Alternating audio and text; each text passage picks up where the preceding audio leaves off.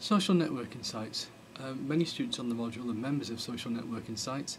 What would we want to know about them if we were going to ask about social networking sites in the exam, for example? Well, we want to know various things about them, but one of the things we'd be keen would be to look at the different business models that they have. Something that marked out the kind of the first .com era and the first .com bubble was the fact that many of the sites didn't seem to have a good business model, proved to be flawed, and that in fact for all their kind of whizzy applications they were not rewriting the basic laws of economics. So we'd want to ask ourselves questions like, well, how popular are these sites?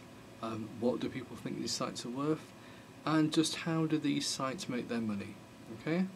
In terms of the most popular sites, MySpace is still the most popular according to many statistics, about 110 million registered users. Bebo coming in second with perhaps about 80 million, and Facebook third, possibly around 67 million. But it could be that MySpace and Facebook actually attract more traffic than a site like Bebo. Certainly, if you look at the Alexa ratings just in the States. But where do they get the money from? Well, advertising is one obvious source. Bebo do it in various ways.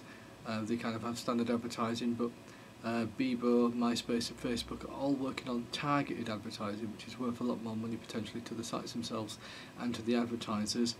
Sites like MySpace also get money in from places like Google. So Google, for example, have paid $900 million over 3 years to MySpace for the rights to put Google advertising into MySpace. So we're talking big money, big figures, big traffic, big money. But what matches sites out in different ways? Would you invest in such a site? Are there too many of these sites? What are they vulnerable to? These are the kind of questions that we need to ask. Okay?